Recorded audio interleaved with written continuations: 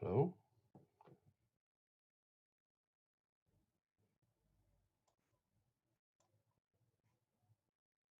We hear you, Kuba, and see you.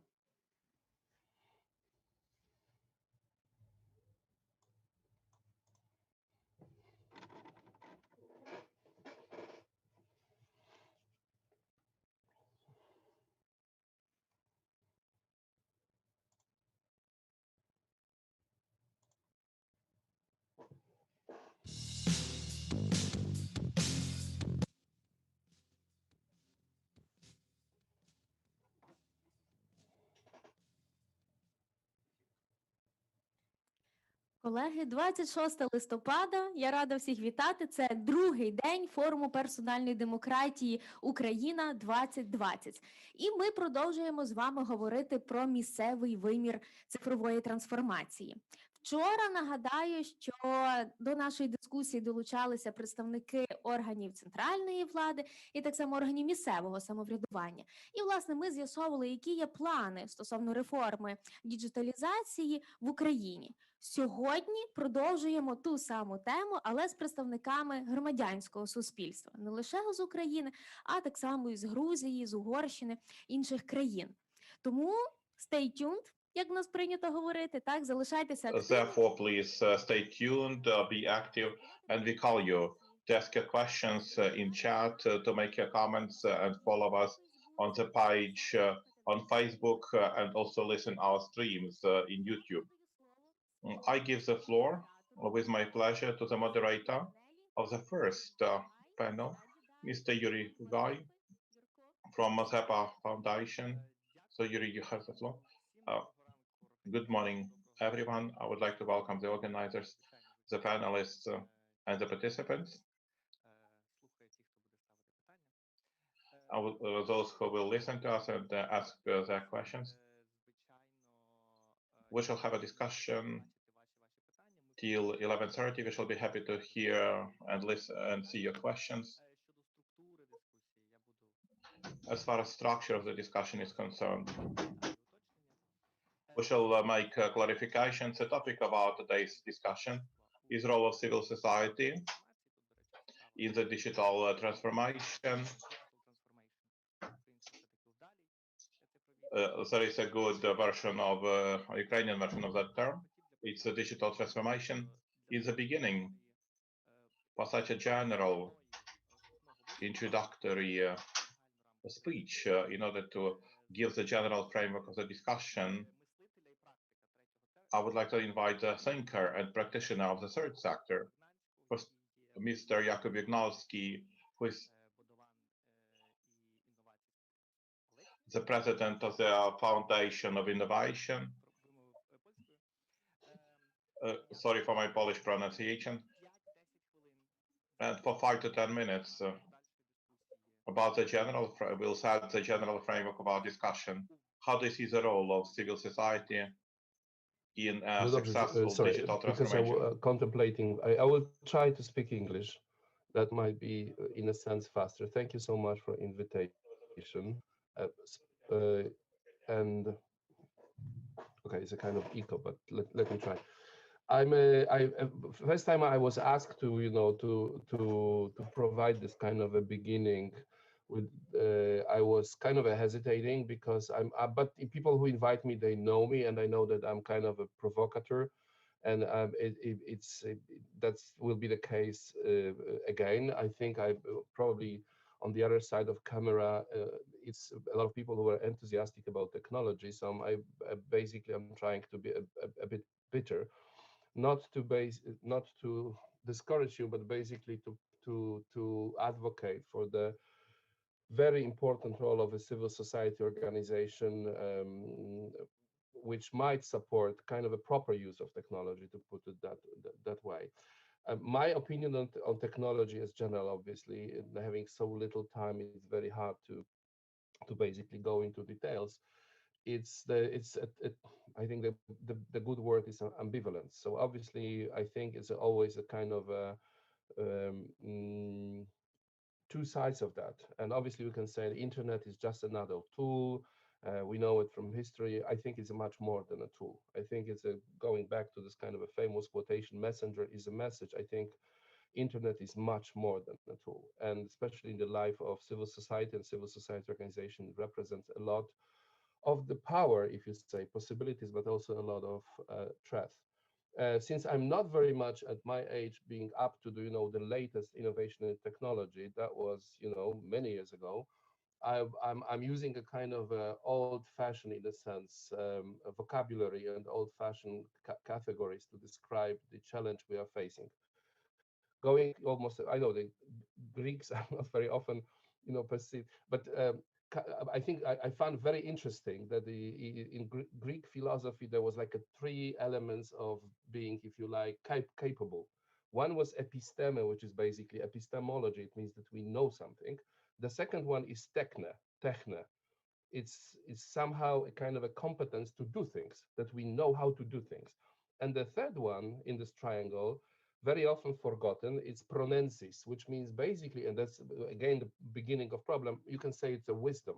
It's rather the question, not how, but why, if you like. It's this kind of a mature access to the tools. So the answer for the question, why you're doing it, cannot be satisfied by saying, I'm doing it because I can do that thing.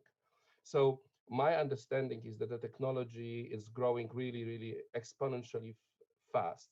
So we have a really big muscles in terms of what we can do. And I have a quite a kind of hesitation trying to see whether we have enough courage, enough wisdom in a sense to use technology. In my opinion, we obviously we cannot control this kind of a process, especially since it's completely, and the time it's running. Its history is not ended. It's not ended. Maybe it's the end of time. So we live in a kind of a almost apocalyptic time, where we think that we're running faster and faster. Obviously, it will be nice to stop and think, including the question of technology, because many of you and that's one of the role of the civil society organization, which traditionally are about protecting values, for example, fundamental values. And we already know that it's very hard to translate in a digital era many traditional values like property, freedom, um, tradition, even democracy. I think all those things are somehow, we know those kind of the application from the old era, while we live in a completely new environment. And I think the our kind of a mental capacity and moral capacity, intellectual capacity, is basically lagging behind, if you like, those kind of a technical skills we already possess. Obviously, if I'm talking about something being ambivalent, on the one hand, it means that it's something good. I mean, even the fact that we speak right now is a benefit of using technology. 10 years ago, 20 years ago, it won't be even possible. So obviously we can name a long list of things which are possible thanks to the technology. But obviously there's the other part of that, because as the again philosophical approach is that things you own, they also own you. So if you can imagine what might happen if you don't have technology, you don't know even the number to your parents, you cannot cash your money, you cannot buy a gasoline, you can imagine only the disaster which might happen if technology is somehow failing. So on the one hand, it gives us a lot of power. On the other hand, obviously, it makes us extremely vulnerable for the any kind of interruption, if you like. Um, I think on the side of the civil society, internet was almost like a good. Um, it was perceived as something which brings us power. You can even the Krzysi Zdebski might talk about it, but a państwo, for example, is state. And I remember 10 years ago they have this kind of a claim. What was hijacked country, or or made your, there was basically that we are the state in a sense. The concept that internet give people power, so it's internet technology is a power on our side. It's very strong and very popular, although it has its own limits. Obviously, from the point of view of NGOs, this technology gives us completely new tools and new levels of, I don't know, mobilization, coordination, access to information, explanation, mapping, expressing your opinion, observing activities of government, etc., etc. It's very hard, it's much more complicated to block the information, etc., etc. So obviously, there is a weapon. It is a kind of a powerful weapon or a tool on our side to do things which otherwise will be, if not, will be much more complicated. Put it that way. For the NGOs, especially, it means, if I'm old enough to remember this kind of old ages where basically being an NGO means that you have organization with members, that it needs effort, that your being a member means a kind of obligation, responsibility, maturity, and being consistent. You cannot choose, too many organizations, and you have to somehow commit yourself. Right now, you see that, to create a kind of a collective power, you almost don't need organization. So on the one hand, you might say it's a very light structure. On the other hand, it means that altogether, being a bit provocative, in some cases, internet makes organizational institutions even redundant, not needed, obsolete, if you like. Obviously, especially for those organizations who cannot, in a sense, master the technology as a benefit for organization, it sooner or later make it a kind of not relevant, put it that way. So even for the traditional structure of civil society, internet both is a new tool, but also is a threat for its existence. Because I think more and more, okay, I'm not going to start a lecture on what is a civil society, but definitely civil society are not NGOs. I'm not trying to say that, or other way, being very precise. Having NGOs, it's not necessarily means you have, it's obvious, you don't have a civil, it's not automatic. Civil society, it's not the collection of institutions, obviously, and you have a many historical examples of having many institutions actually being completely incapable to stop authoritarianism. The most well-known example is obviously Weimar Republic, more or less 100 years ago, where the number of NGOs, they were using different language, but somehow it's not the automatic recipe. You have civil organization which protect diversity, which invites people to independent thinking, but also you have even more powerful organization which provide people with a too simple question to complicated answer, who are basically trying to make people, in a sense, to format people, not to help them to cope with it. Basically they how to say, they militarize, if you like, they make it kind of the same. And so the civil society organizations might play a different role in this complicated Я game. перепрошую, якщо можна вже підсумовувати, щоб в нас була певна частина для розмови з Could панелістами. you please summarize, because yet we need some time for further discussion. Yes, that's always my challenge. So to name and to give something for panelists, I just, rather kind of going through the bullets. I think in a sense, internet becoming a society, and it's almost kind of a provocative to say maybe it's a kind of a new form of civil society, if you like. I think I'm trying to choose something because I have a long list of things which I think is very complicated, and actually it create a threat for the civil society as technology.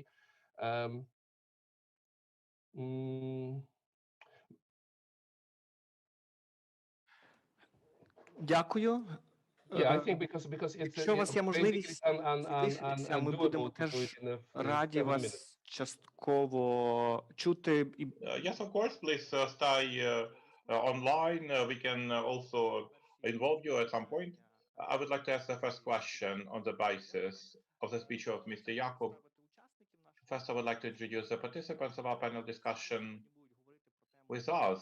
They will talk on the topic of successful digital transformation. Kristina Zelinska, manager of innovative programs, innovative projects of Transparency International Ukraine. Sandor Lederer, director and founder of K-Monitor, of Hungarian organization involved in transparency of accessing data and working with data generally, and active participation of citizens in financial monitoring of the state.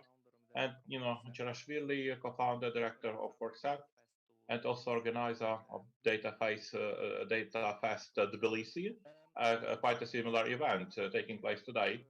I would like to thank, first of all, Mr. Jakub Gnansky for drawing our attention that digital transformation has also advantages and risks. However, I would like to start by answering or the attempt to discuss why do we need transformation, the third level, digital transformation, why it is needed at all.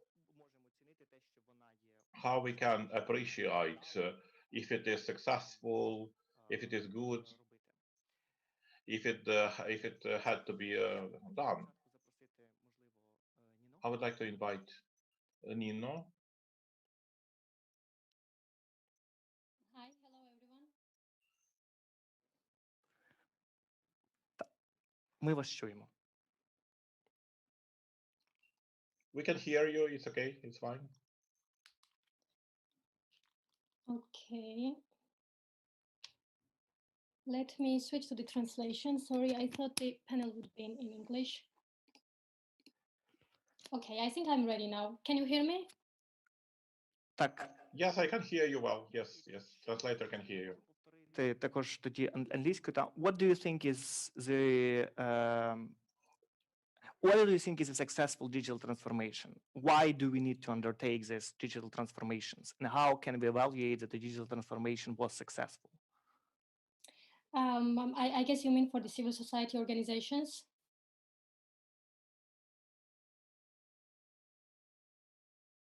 Just to specify the question.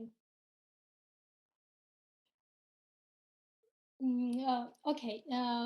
So I guess what we Чому can вони say. взагалі необхідні?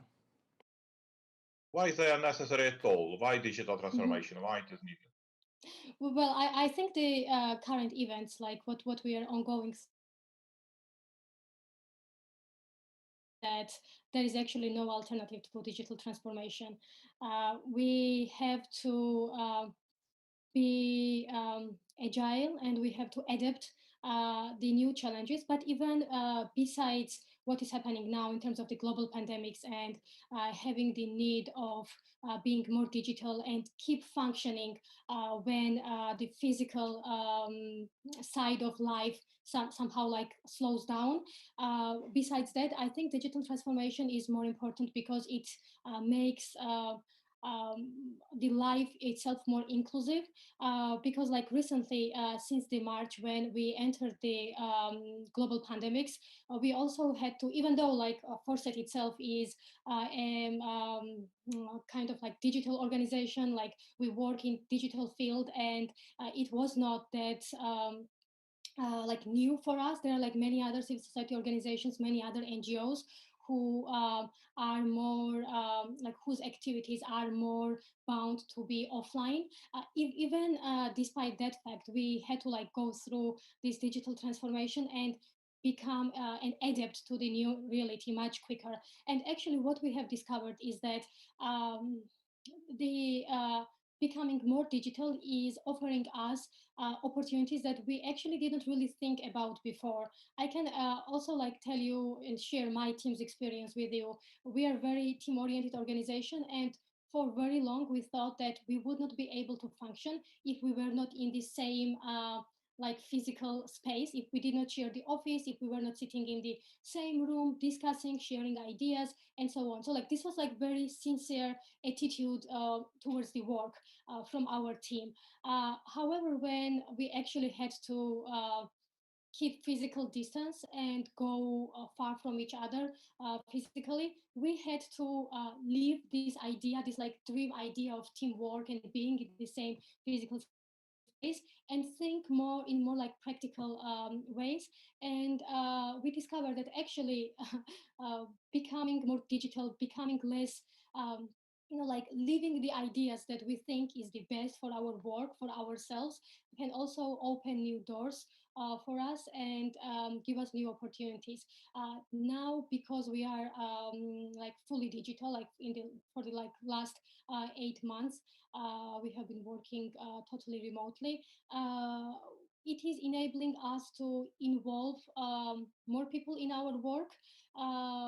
from all around the world, and also make our programs and our activities available and accessible for the beneficiaries which are physically outside of the same city or country than we are functioning in. This is just a very simple example why the answer can be to the question that why we need to become more digital. I think becoming more digital means having much bigger opportunities and being more offering your services and your work to much bigger pool of people than you would be able to do without going through this digital transformation.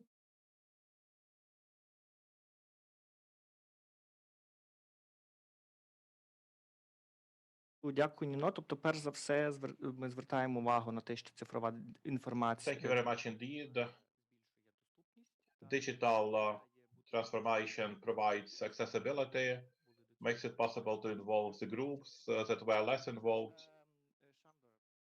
Thank you. Chandor, what do you think? Why do we need digital transformation? How we can appreciate that it was a success, that it was really needed? Thank you very much for having me. Good morning. I believe it's not really a choice. I agree with what Nino said. I mean, it's happening, and we cannot do anything even if we would not like it.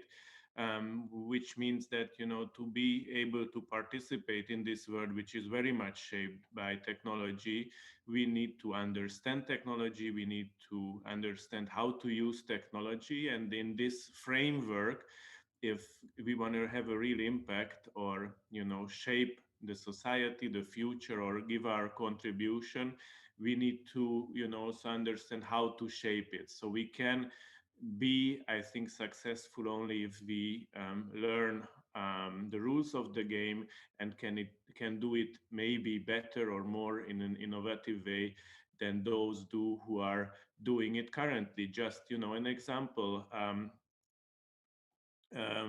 Let's say we see that the world is very much globalized, while workers' rights are shaped by national legislation, are shaped by their local circumstances, by, let's say, using technology to connect workers working for, let's say, the same multinational company or the same technology company, you know, Uber, Volt, many companies that are operating throughout the globe, but their workers still are very locally protected or not protected.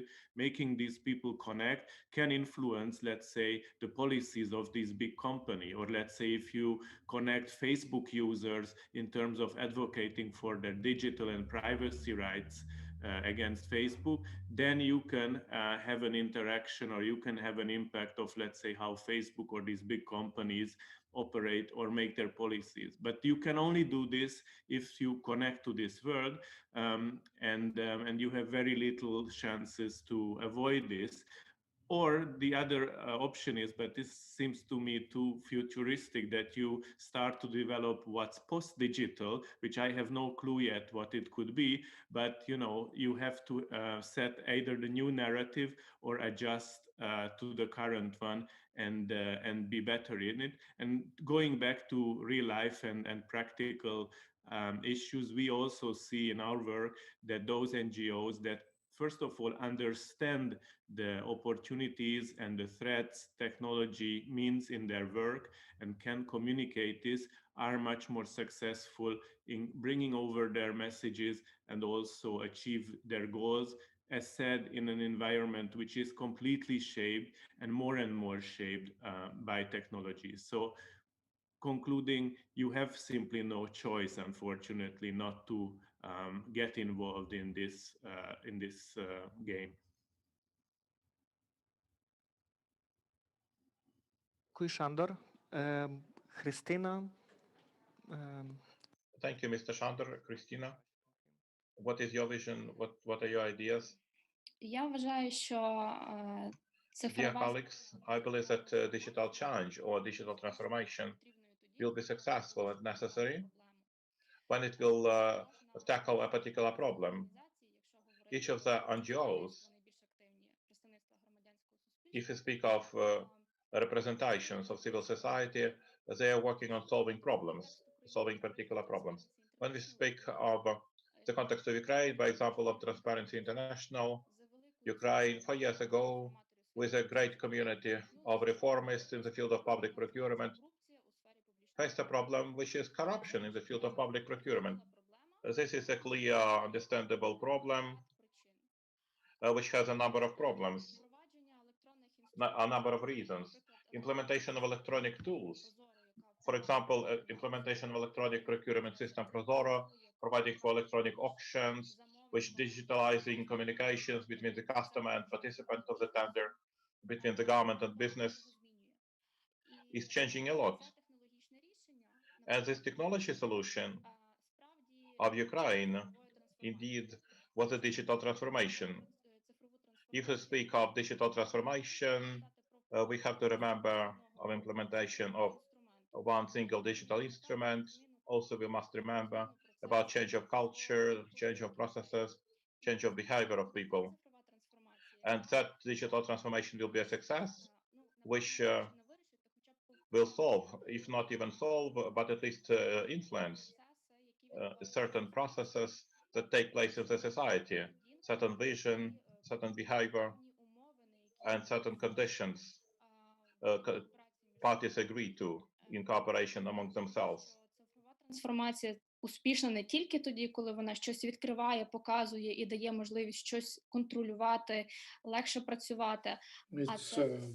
It's digital transformation is the transformation which changes completely the paradigms, opinions of people, views of people, and we, as it was mentioned by my colleagues, that we are living in quite a different society, and it has a lot of advantages and disadvantages that Jakob mentioned, but the chance to change the paradigm of our culture is quite important.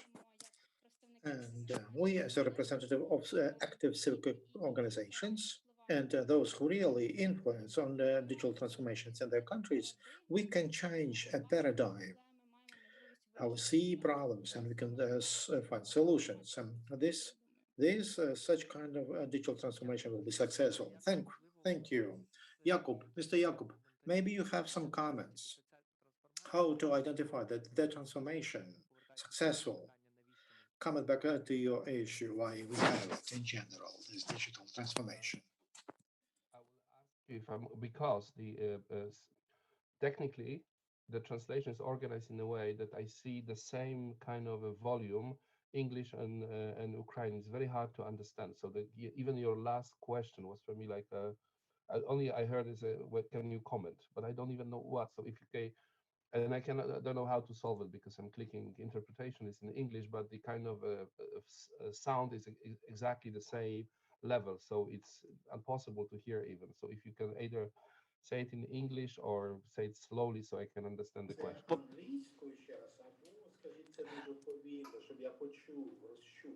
Let me ask in English then. In your opinion, what is a successful transformation and how can we estimate or evaluate that transformation was successful? Wow. How many hours I have? No, I'm in more. 2-3 хвилини. 2-3 minutes. You know, I don't know. I mean, I'm older now to remember kind of an enthusiastic approach and even it's a kind of a personal statement. The last time I was on that kind of event was a few years ago in Kiev with the colleague of mine, who President Adamovich from Gdańsk, who was then killed, as you all know, in Gdańsk. And that was the last moment when we see each other and we were talking, and in a sense trying to.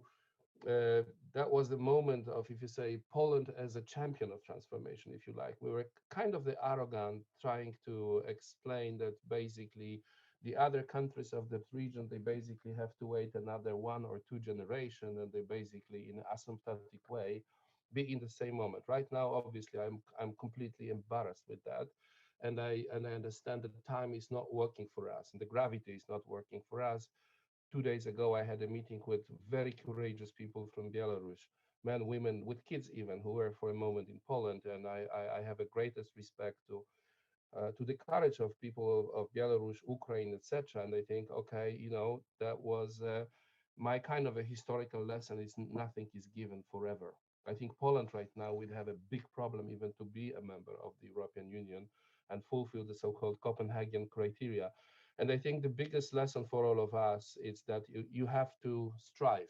You have to work constantly. Anything is given. We're stupid to think that basically every economist know that the economy goes in kind of a cycles, and to have an assumption that democracy is given forever, I mean, that was probably the biggest mistake we ever made. So I'm not here to have any kind of a nice, regardless of the fact that democracy without efforts, without structure, without values, without things, and that for that reason NGOs are extremely important as institutions, because the transformation based on the kind of I know it's a bit provocative, on the kind of a clicktivism of this kind of without the structure is basically not going to work. So let me conclude. My kind of understanding is that historically, I call it effortless democracies, which means that people think is democracy is just maybe voting, maybe asking your emotion what you want,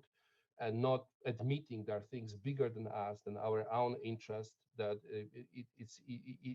without that effort, democracies historically, completely democratically, commit suicides.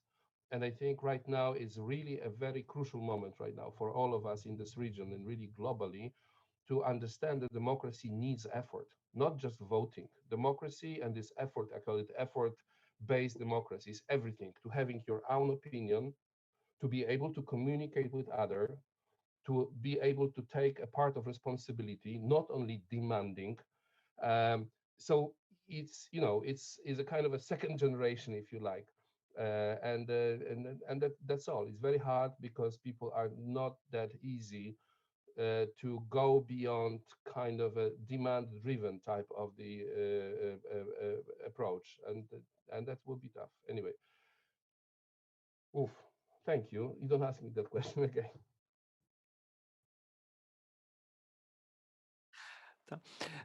Дякую дуже колегам за Thank you проговорення. very much, dear colleagues, for the discussion.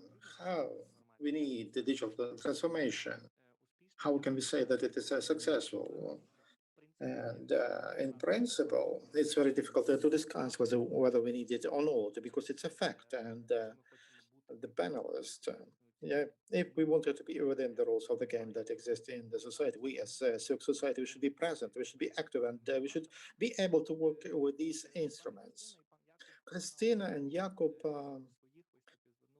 in the presentations, they draw our attention that transformation is successful only when we solve problems. And transformation is not only about digitalization or something, it's about the change of general system, change of a structure, culture, including culture. And now, in the second question, in the second part, in this, I would like to ask you to share your views on risks of digital transformation.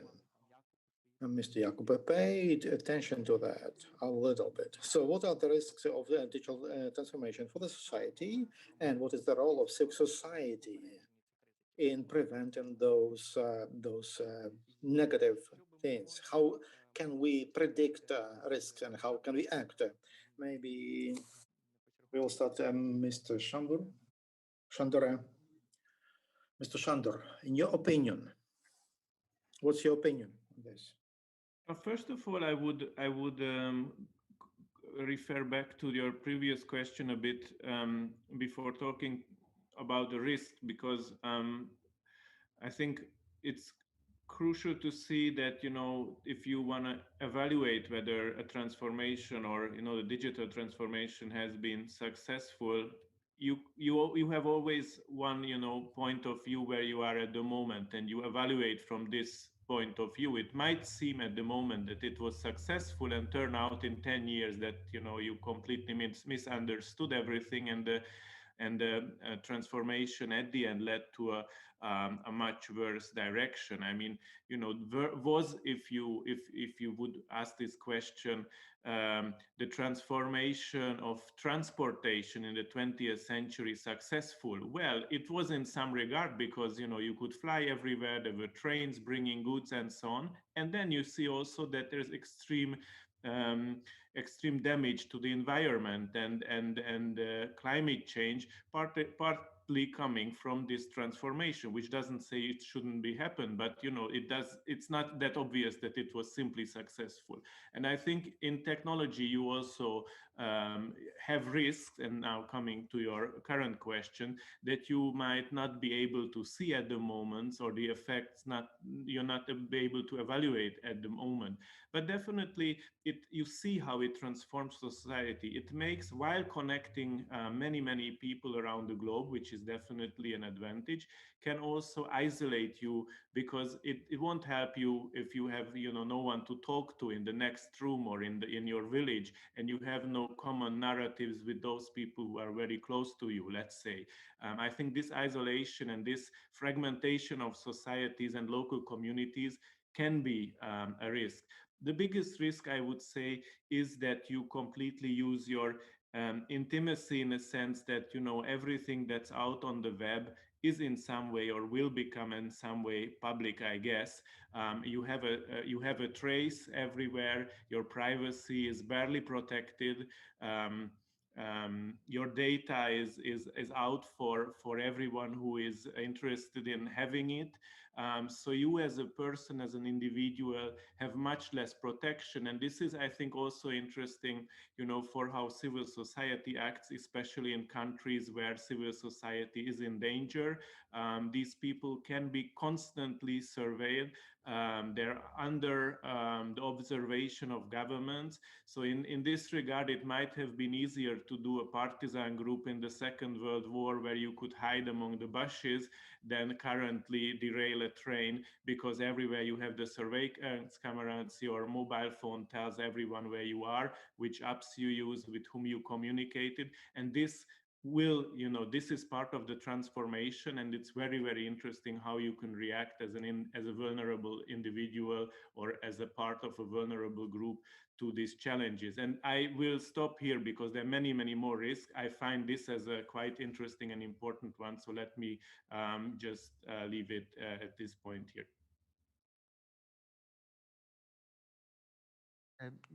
Дякую дуже. Thank you very much. Thank you very much for bringing attention that coming back to what Mr. Jakub told, that we need to identify common criteria for us, and we need to use those criteria in order to assess success or not success of digital transformation. And a very good example with the transportation. And if the system, integrity of the system is important for us, and then airlines, the trains, it can be partially, it can be a risk. It can be also, but there were some negative effects of this. I would like to continue with Mrs. Christina. What's your opinion about the risk and role of civil society in preventing those negative effects? I agree that an approach for NGOs as to risk management, it should be predictable. If an NGO is brave to introduce some digital transformation and to resolve some problems in the country or in the community, and it's not about an NGO, because other institutions could represent civil society. If to speak about risk in that field, I believe that for countries that are developing, the first risk is, will they use our product? Is our society ready for that? Is it educated enough? Is it economical? Can it use it? Can it use instruments in which we invested our time, our money, or money of our donors, or public money, or local money, and other resources? It's a very important issue, because very often, as it was mentioned, somebody does something because they can do that. But sustainability, people don't think about sustainability, and it's a risk. Will our product be sustainable in 3-5 years after it comes into operation? And the society, will it be ready to use it? So let's compare Ukraine and Estonia, for example. I will speak in the context of Ukraine because I'm more competent on our issues. The majority of administrative services in Estonia are provided electronically, but it doesn't mean that such as services cannot be received on paper. So we should not forget about the different categories of our clients for such products, and we should remember that the service in a sense of digital transformation, it should be accessible to all. It should be, and if we don't think about the risk of sustainability of using our digital solutions, then we will have a cultural gap, and there will be sabotage of our main users, I mean citizens. So it's one of the biggest risks. The most simple, the most primitive, and which we forget about when we start working on information, on digital transformation. Next risk. Users, will they be educated how to use information technologies that we offer? So that's why when we think about managing risk, we need to think, and we need to run education campaigns, information campaigns for end users to have a clear idea how to use such instruments. And in general, I believe that it's very important to organize, especially organizations that are responsible for digital transformations in their countries or in their regions. It's important that they think about political risks also, because to communicate correctly the necessity of solutions for problems and the necessity of reforms, it's very important to know about the political landscape. Reforms don't end after elections, after re-elections. Reforms continue. And any digital transformation, any digital solution, if we speak about big scale, that takes longer than 5 years, usually 7-10. And so we are talking about the culture change. And for me, these are 3 basic risks or indicators I would pay attention to when we develop new instruments and we introduce those instruments. Thank you. I would like to ask Nino to make your comments about the risk, about how a civil society can prevent negative effects. And also, please ask questions because we'll have a session, answers and questions. I will select those questions and I will ask them. Nino, the floor is yours. So I have to agree with what Shandor and Christina said. I think 2 biggest risks associated with digital transformation is when you first asked what was the benefit of digital transformation, I said the more inclusiveness and better accessibility. However, it can also eliminate some parts of society, population who might not have digital access needed in order to use our work and our services. This is something that we need while we're digitally transforming, and we are really taking all the benefits that this digital transformation brings to us. we should also keep in mind that there are some shortcomings and try to address them in the parallel activities. Another issue is definitely the personal data and how vulnerable we are becoming to some violations, which might not have been that easy if we were not so digital. However, I believe that the solution to every problem that is created by technology lies in technology itself. So I think by keeping civil society representatives and activists up to date with the technological advancements and all this all the changes in this digital field, we will equip them to be able to respond to all these risks that will be arriving from this transformation. So I think it is very important in order for us to be really capable of addressing the risks.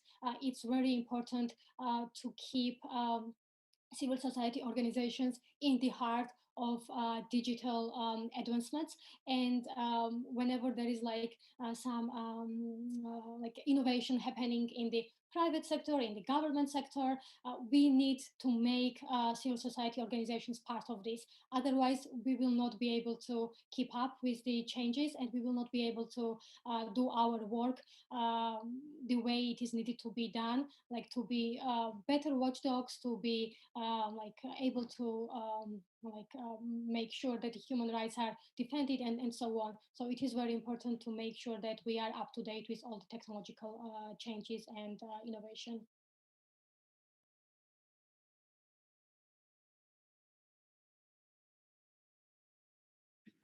Дякую колегам. Thank you, colleagues. Jakub, at his introduction, he spoke about, maybe I will do it in English. I will say it in English because I want Mr. Jakub to make his comments. You were paying certain attention, actually quite important attention, to the risks which are brought together with digital transformation.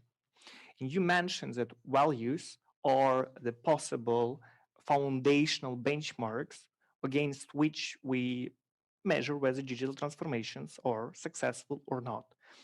So you have a question. First of all, whether I understood you correctly, whether it's your statement that evaluating risks and success of any digital transformation, we still need to go to the basic benchmark criteria, which are the values. And if so, what do you think are the risks brought by digital transformation onto our values? And what should be the role of civil society in defining, protecting, and so on values?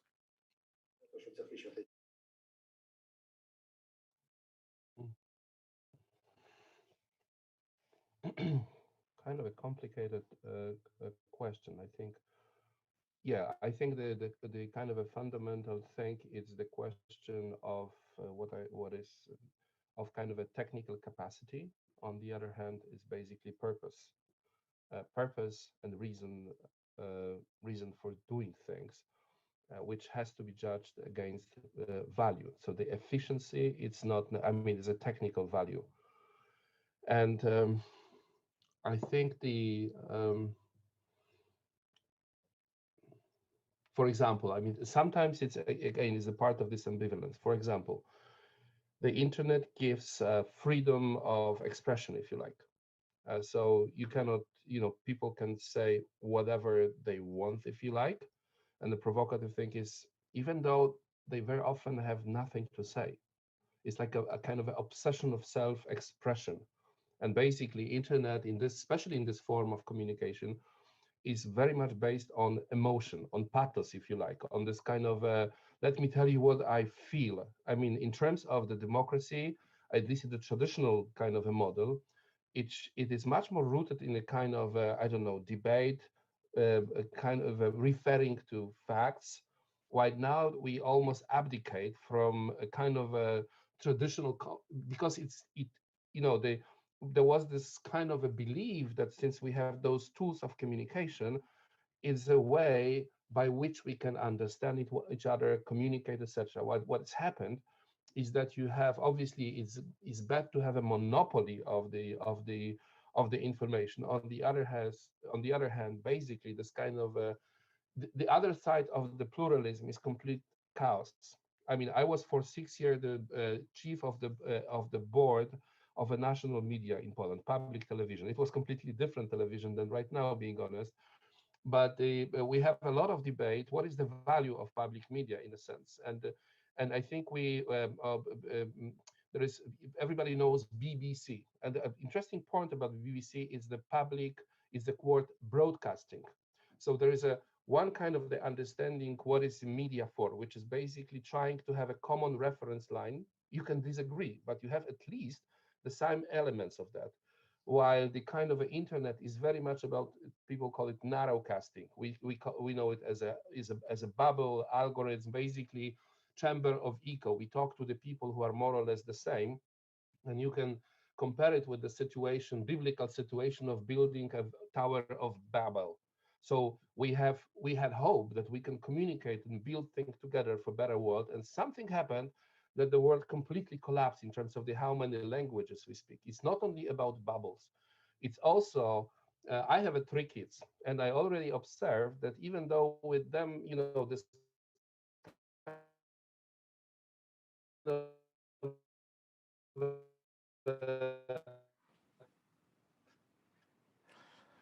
completely different. They have their own idioms and languages, and the tools communicate those kind of a traditional communication, Facebook, WhatsApp, TikTok. You have the different layers of communication. So basically, they create their own idioms. So our languages are completely mixed. And this is one of the problem we're talking about, values, that everybody has its own kind of the reference point. I don't know how to use right now, and I promise to. I had a lot of communication right now with people who are organizing protests here now in Poland, and also with people from Belarus. And you are much more better expert probably here than me. But I'm as a sociologist, I'm interested how the dynamic of social movements, everything from Podemos, Black Lives Matters, Occupy, many other movements, how they create their internal communication system. For example, Facebook is maybe a nice thing to collect people together, but in terms of the practicing kind of a democratic communication, organizing, etc., is a disaster. I know so many very interesting movements or small organizations completely, corrupted, not by the Facebook as a corporation, but the structure of controlling information. So I understand right now, for example, that one of the biggest things is how to equip the social movements with the relevant communication tools, because it's not like a neutral, and so anyway, anything from Lumio to Liquid Democracy, many others, how to create the tools of communication which really give a power of participation, disagreement, collective decision making, as opposed to technically, basically, so that's, for example, for people like here, it's a technical problem, how to create the syntax, which is much more complex and kind of sensitive to the nature of a democratic movement, as opposed to corporation or chit-chatting with your neighbors.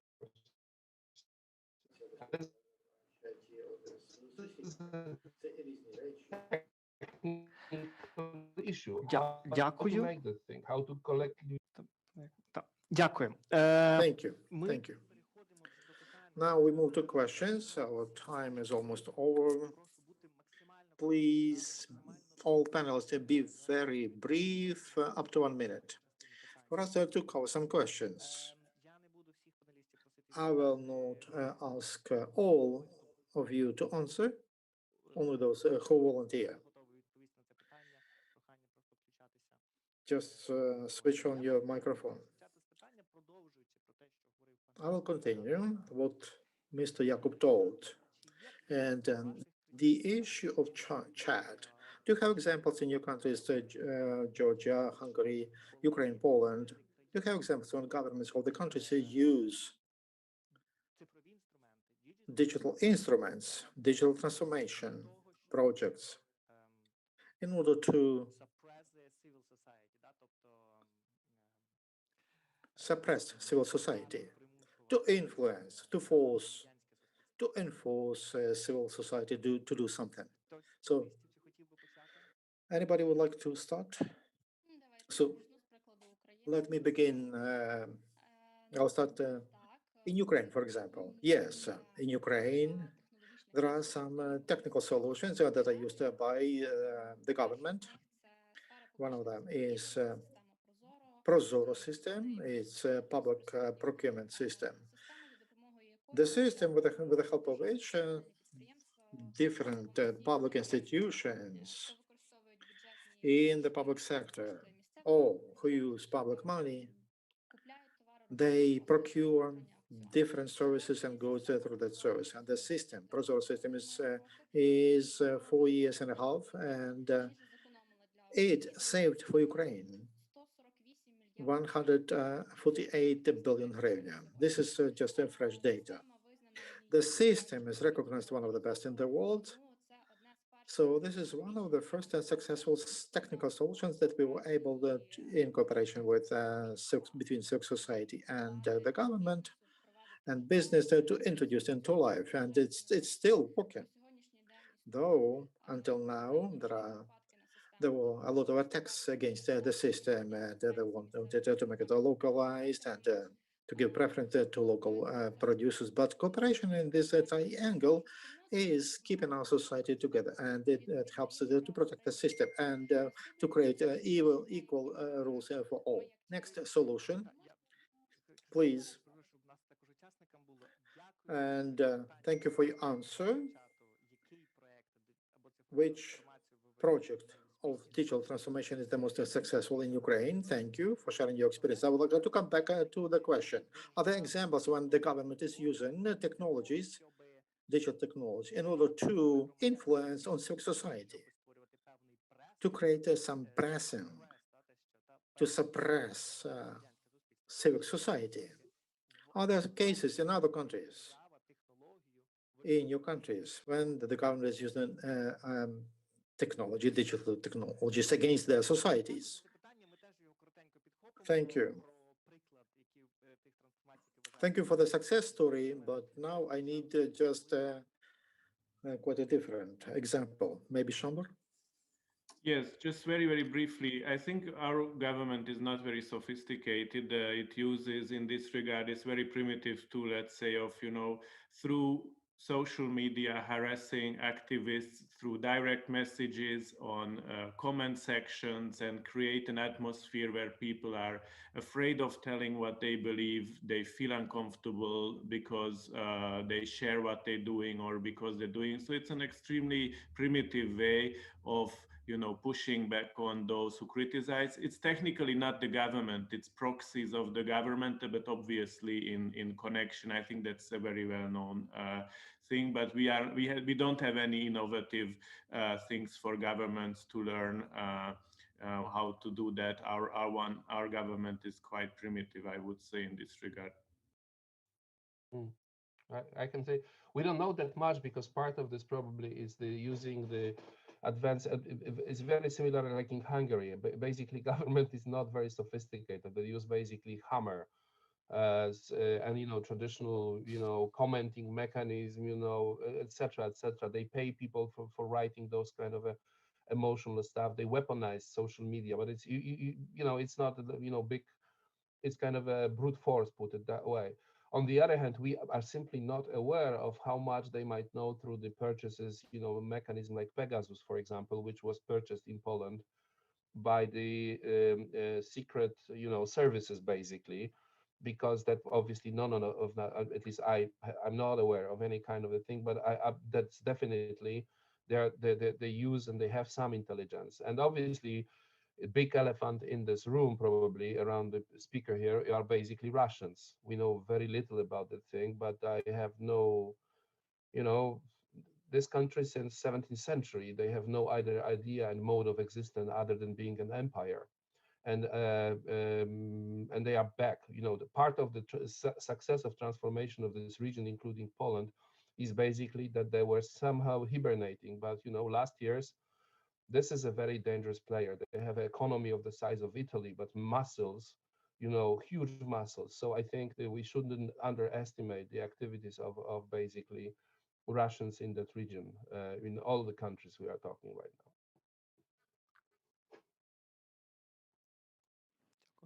Nino, would you like to add on the point?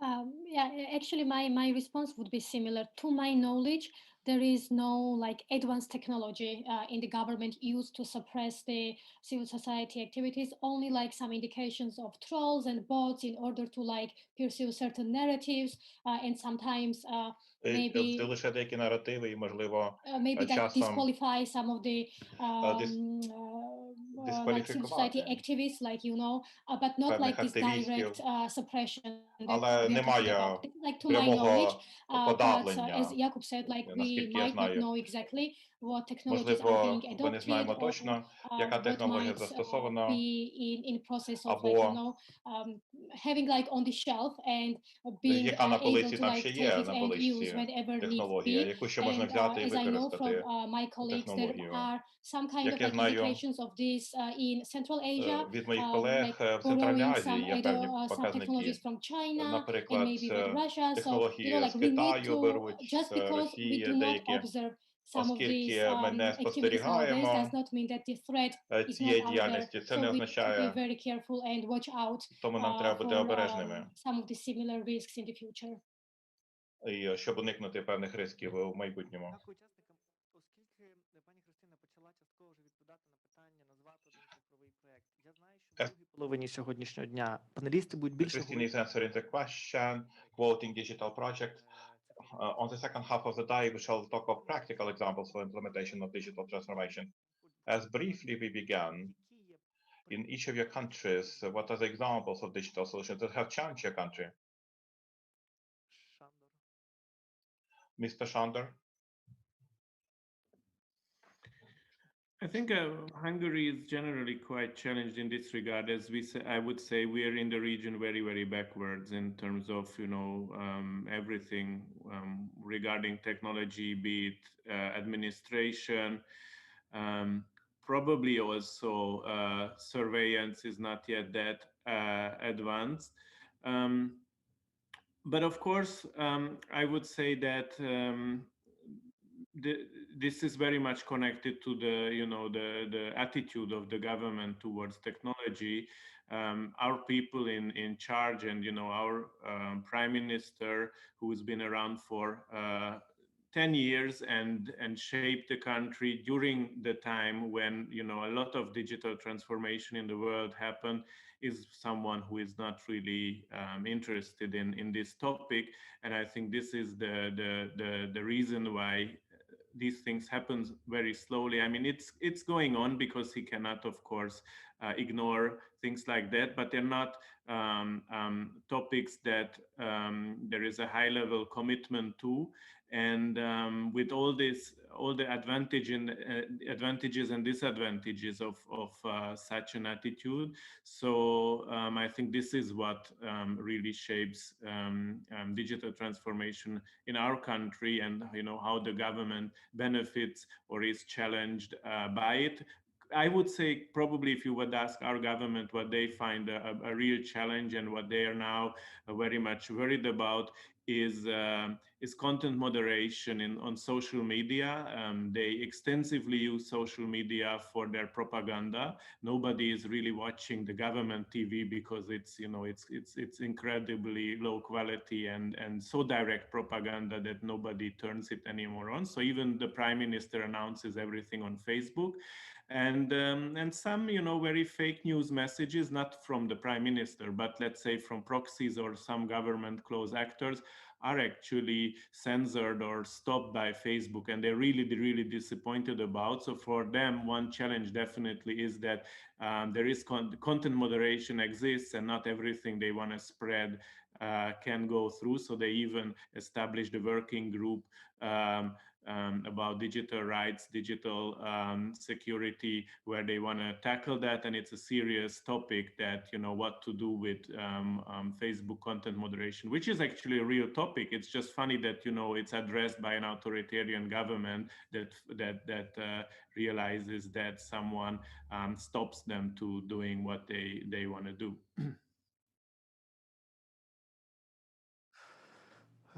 Дякую. Якраз останнє питання ми тоді піднімемо частково питання безпеки, що воно є, як нам з цим жити. Щодо питання, приклад. We shall discuss security, of course, about the question of digital solutions that have changed the country, positively or negatively.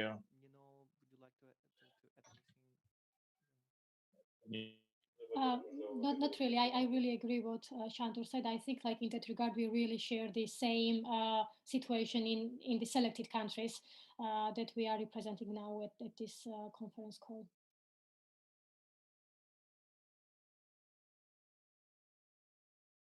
Якубе, можливо, чи I don't have anything to add right now.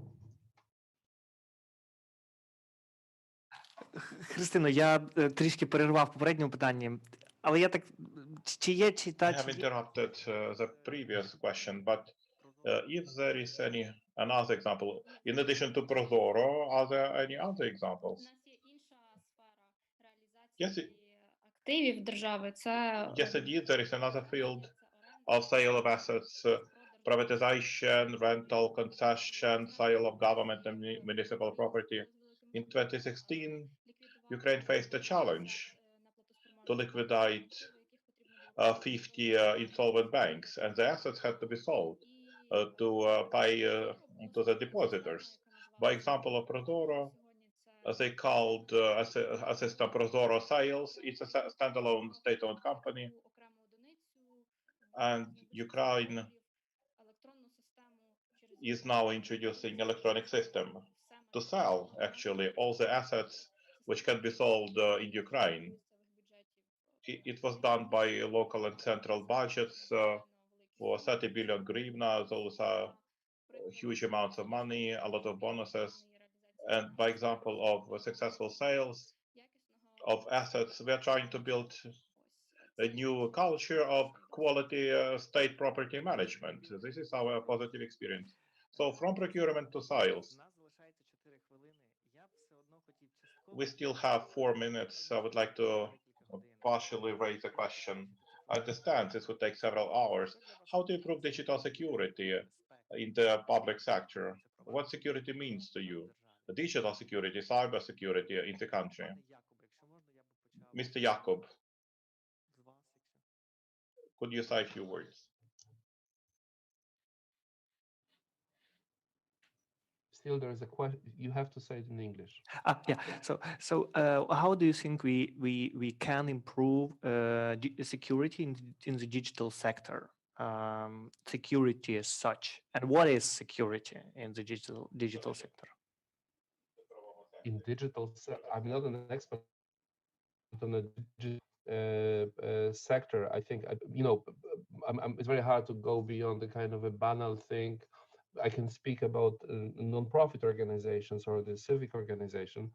I think the main mechanism for us is as either providing kind of a qualified tools, and I think the organization like TechSoups and other, they might somehow refer to the things which are better than others, put it that way. And at least in Poland, there was we have sometimes this kind of a hysteric moment that everybody is basically spying on us.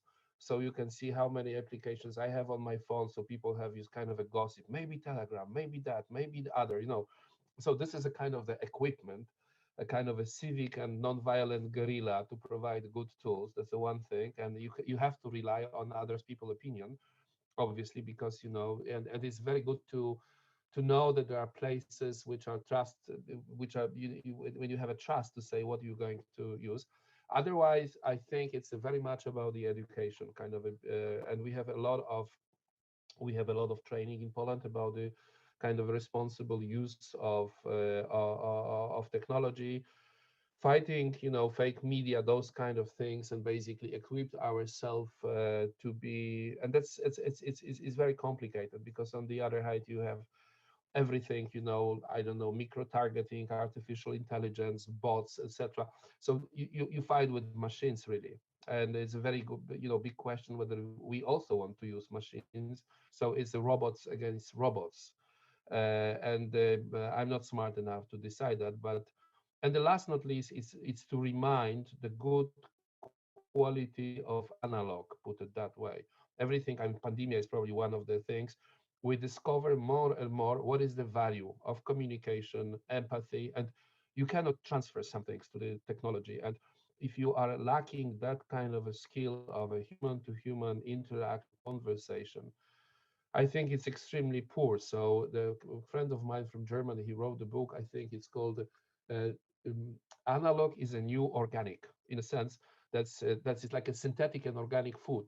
And more, we should, as a civil societies, organizations which are basically about human to human, trust, proximity, not jump to. I mean, if we have basically to remind the value of being together. I mean, in Poland, for example, we have obviously we're well equipped technologically, but from time to time we obviously was pre-pandemia kind of a meeting almost of a contemplative nature to the leaders of NGOs to stop and think. So the technology to finalize.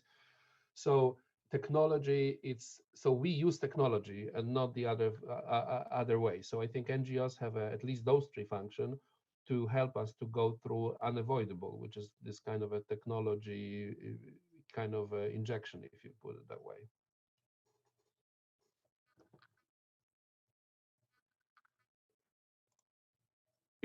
На жаль, наш час закінчився, але якраз на цій ноті, я думаю, що було би Our time правильно. is over. I believe that on that note, it would be right to finalize. I would like to thank the participants of the session. I would like to summarize the records I have taken. When we speak of digital transformation, most people were saying it's not a question of why. Of course, digital changes are of advantage. Its inclusiveness of those groups that could not be in touch. As Mr. Shanter said before, this is now normal. The digital world is normal. If we are civil society, we want to be present, we must understand. We must participate in those rules, play under those rules. At the same time, digital transformation carries a lot of risk. Some of them cannot be assessed right now. They can be assessed over time. First of all, this is about change of the structure of society. It's alienation, as Mr. Jakub said before, and one of the important criteria to assess success or failure is not just opening of some data, solving particular problem, creating particular value for various groups of clients, understanding that there are quite many of them in the country. And the key thing is a change of the structure of the system, including change of culture, the change of liaison of the players, and that particular change will make it possible to call the process of digital solutions a transformation, not just automation, but rather digital transformation. I would like to thank once again all the participants, Mr. Jakub, Mr. Shandor, Christina, for your ideas, for your participation. I hope next year we can see each other live. We shall return back to the conditions that we people are natural for.